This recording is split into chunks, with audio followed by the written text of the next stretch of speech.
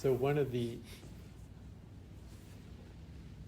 important aspects of doing this kind of work together or being together is to realize like how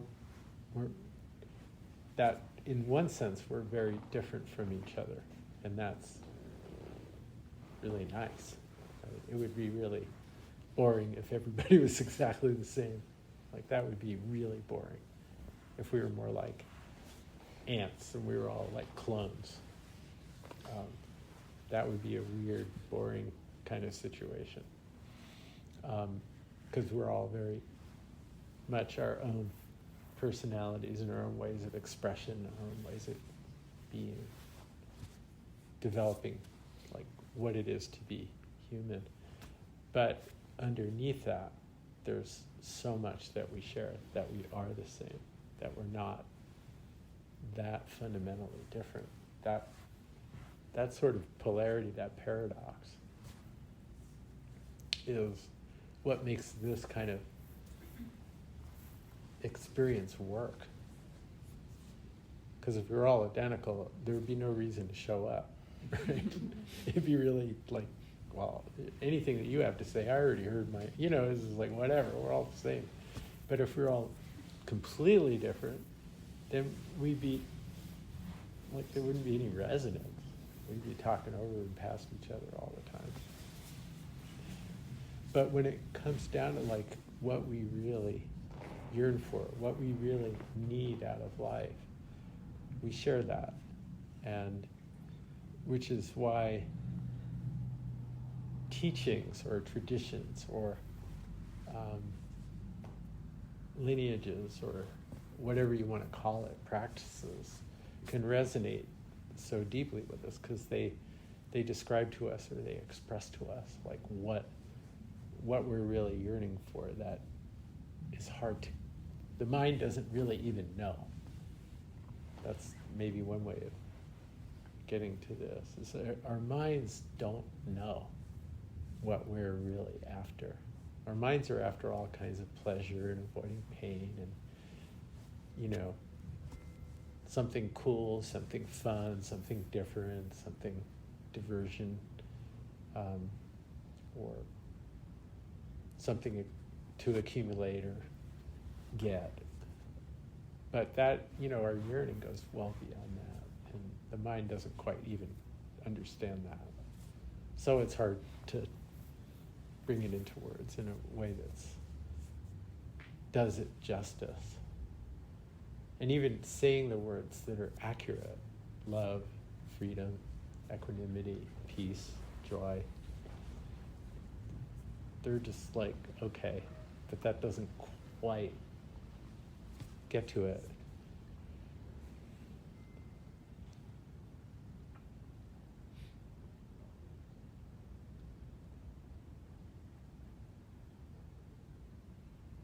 When I go directly to being, when I go directly to who I am, that's the end of wanting. That is what I want. But if that's what I am, then there is no wanting. Like the wanting isn't, who I am isn't the wanting. Who I am is what I want. So as we go to who we are, there is no wanting in that. There's no lack. There's nothing missing. There's no yearning. What we're yearning for is who we already are. The part that's yearning for it is disconnected from who we are. So the yearning isn't coming from the deepest part of us. It may be our deepest yearning. The question was, what do we yearn for most deeply?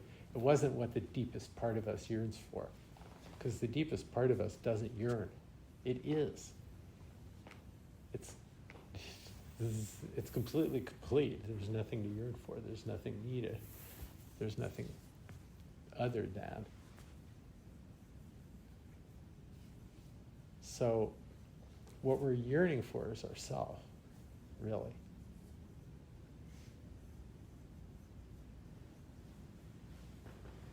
And so the part of us that's yearning for ourself isn't ourself. It's separate, it's disconnected. So the yearning is coming from some part of identification with the mind or the ego or the small self or whatever you want to call it. That if we identify with that, if we believe that that's who we are, then that yearning is the yearning to come back to who we really are. So it's not like that yearning is a problem. That yearning is helpful or useful. It's wanting to come back to who we are. But it's not coming, it is sort of coming from who we are. Like who we are wants us to come back to. But who we are isn't yearning because who we are is complete. It already is. But we can follow that yearning.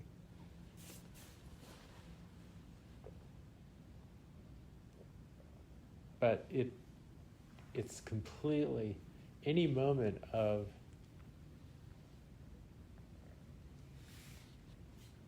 awareness of who we are, of being just this. There's no yearning in that. Does that make sense? So in a way,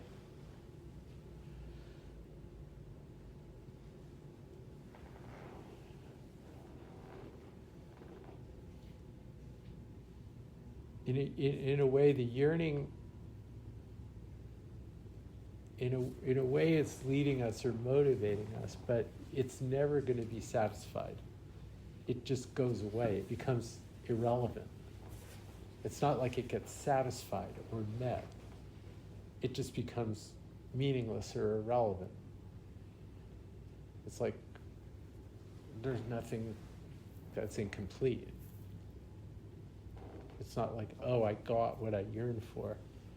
It's that I stopped yearning, which is maybe the same thing, and maybe it's different.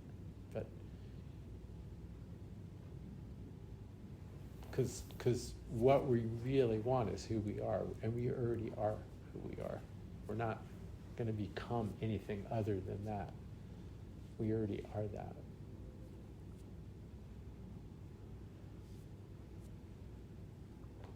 So this is different. It's different than wanting. It's different than wanting. Because wanting, we can be really clear on what we want. Like the yearning thing, like none of the words quite work. The mind doesn't really know what it's yearning for. But the mind knows exactly what it wants, right? It wants a piece of cake, or it wants a faster car, or it wants the pain in the leg to go away, or it wants somebody to say something nice to it, or to stop telling it mean things. Every moment you know what your mind wants. It's very clear on that. It's always changing, and it's not necessarily consistent, but we're aware of that. There's no ambiguity in the mind expressing, I want this and I don't want that. That's basically all it does. So this is different than wanting.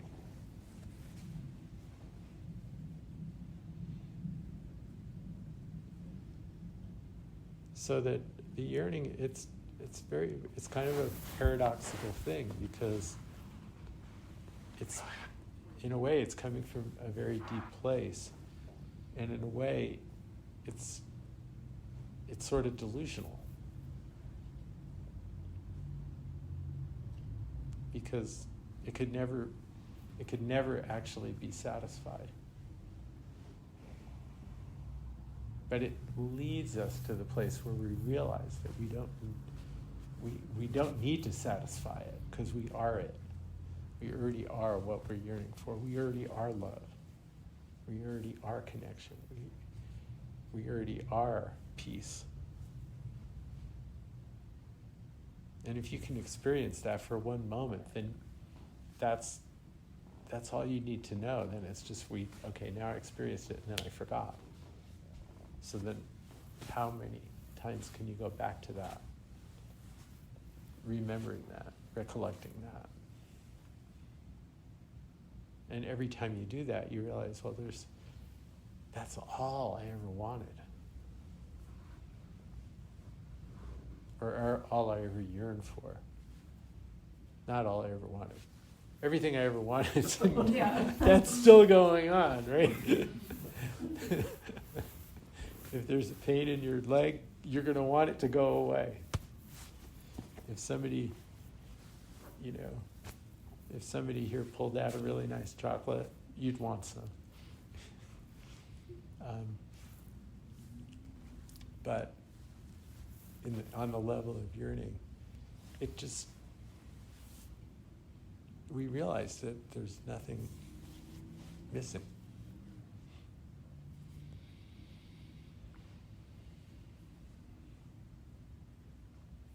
So I'm not suggesting that yearning is a problem, or that all the things that were sort of expressed without being completely satisfying in terms of the expression, that's meaningless. It's not. It's important. But it's not like somewhere in some time in some place out here I will get to that and I will satisfy that. That's what I'm trying to suggest.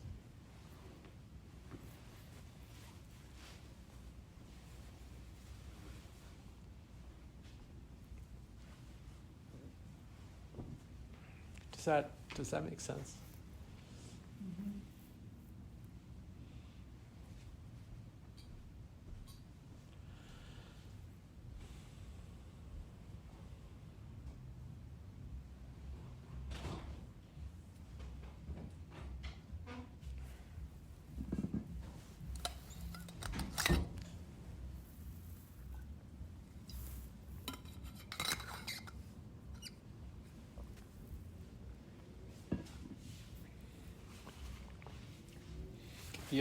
The other aspect of this is, I guess nobody said this, like yearning for meaning or understanding, like meaning, like why am I here? What's the meaning of life? Did anybody say anything like that? Okay. It seemed more experiential, the answers. But do you ever feel that? Like, what's the meaning of all this? No, I don't. Some people do. Yeah, I don't. I said purpose. Purpose. Okay, so that's along those lines. Because, being doesn't have a purpose. So in that sense, life doesn't have a purpose. It just is.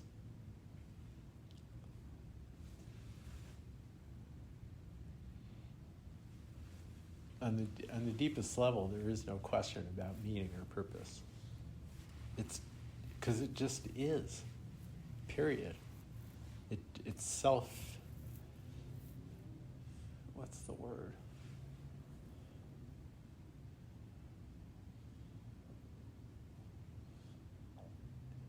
Being is its own meaning, or its own purpose. It doesn't need anything in addition. There's no doing required. Like meaning and purpose implies something to be done, some direction, something has to happen, something has to be fulfilled,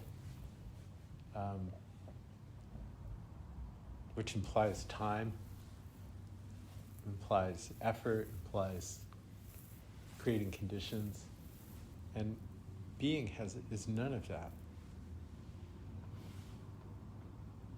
It just isn't operating at all. So questions like that just go poof.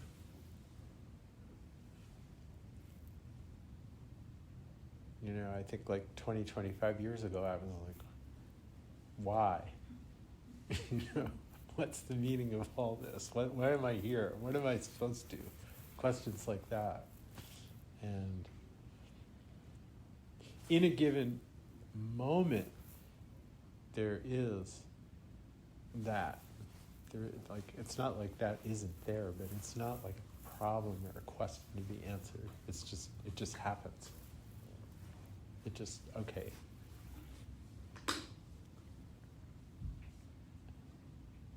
But it's not like an existential problem of that's needing to be resolved.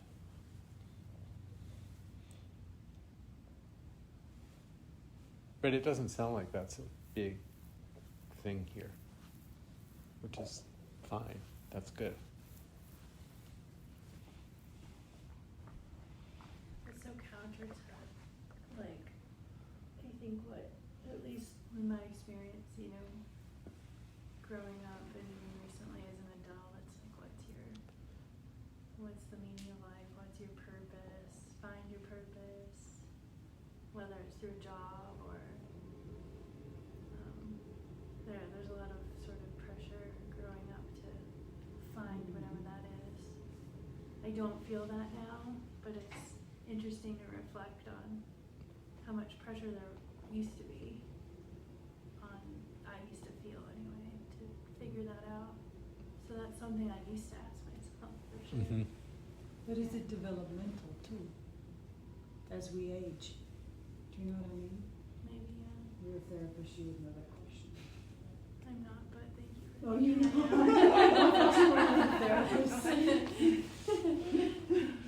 You know, developmentally. Yeah, yeah. Because, like, 30 years ago, I would have been, what the hell am I doing? Right. Right? But I'm 60, my 60s now. It's like, I don't even go there. Mm-hmm. Well, it's not like there isn't purposeful activity. Like, stuff happens. Like, I organized this group. That was purposeful. It took an effort. There was a goal. There was, like, you know, but it wasn't because it was just because that's what happened. Like, that was the next thing to do. Or I don't even know what the right words are. But it wasn't like a search for meaning or a search for purpose. It's not like a calling from somewhere else. Well, it actually is a calling from somewhere else. That's actually more accurate. It feels like a calling. But it's not like... But you were following what you felt. It feels like I'm just like... And not just me, but it feels like you get in a river in your tube and you're just floating down the river in your tube. That's what you're doing. Yeah. Like, but you're not sitting there on dry land trying to create a river. Right.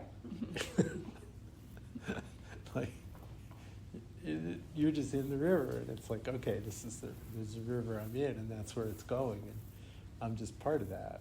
And I can't imagine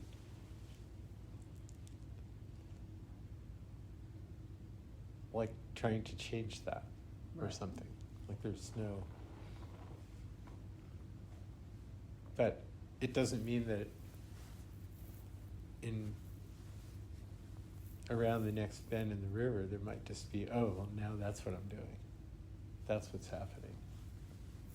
But there's no sense of understanding of that, like plan or...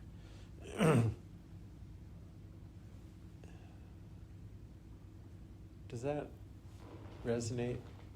It's hard to talk about. I'm not clear on the words for this, but I'm not trying to create meaning or purpose by doing it. It's an expression. It's just expression. Another word that's used is manifestation. It's just manifestation. It's what's happening. But it's not like searching for meaning or purpose in the way that trying to fill something. Yeah. But if you, I mean, you were saying before, like, oh, there's all these wants and things like that, and if the view out is outward, then you're looking for something, you know. I was thinking about, what you're saying is, this is it, but people often are like, is this it? This is, I mean, there's gotta be more than this, right?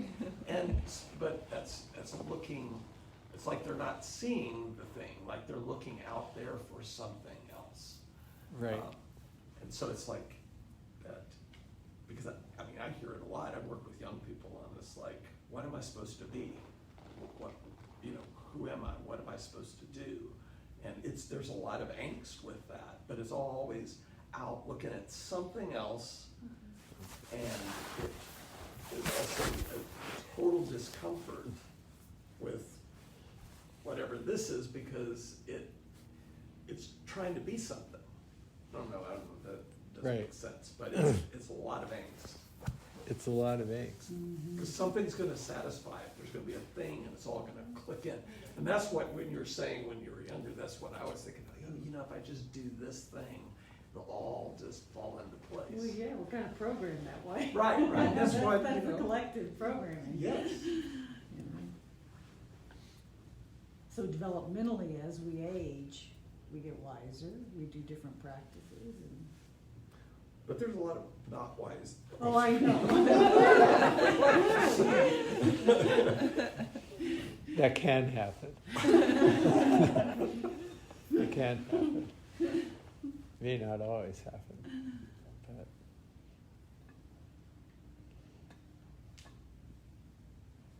I mean, I think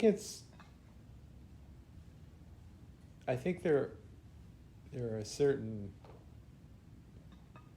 conditions, certain wants, certain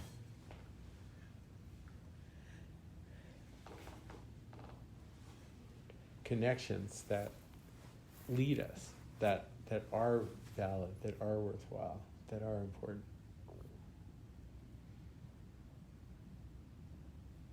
Because they get us towards finding ourselves. So, like, something caused us all to be here in this moment, in this gathering. And something causes you to go home and do whatever practice or meditation or reading or that reinforces that. So it's not just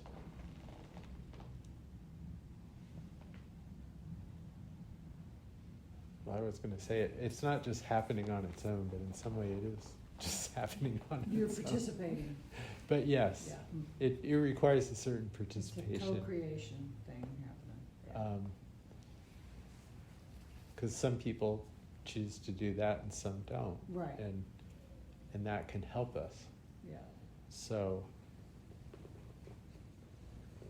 but all the causes and conditions of who chooses that and who doesn't, I mean, who knows? Because most Yeah. people aren't interested in this kind of stuff. Most people are, it either, they wouldn't even have an opinion that it's a waste of time because they don't know it exists. But then if you presented it to them, they'd be like, well, that seems kind of like strange. Why would you do that? But they could also be getting it a different way. Right? Like you Maybe said, so. Zen and, You know, don't there's know. many different. So,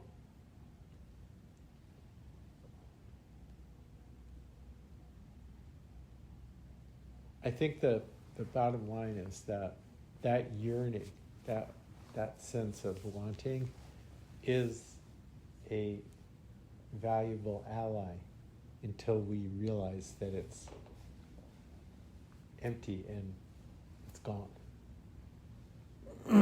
So you're not trying to push it away. It's not a problem, it's an ally. But you might also be aware that it's like we're yearning for ourselves. Or you can say, we're yearning for love, or we're yearning for peace, but that's not out here. You can even say you're yearning for God, but God isn't out here.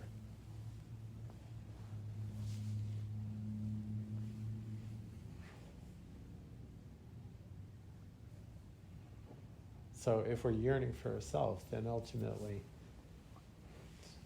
there's nothing to be found.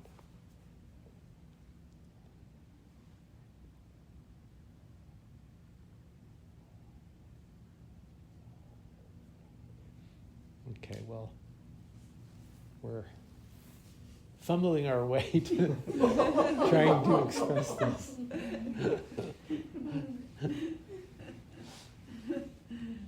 But it's a useful fumbling. So I hope that's helpful, and it was good to kind of play with this.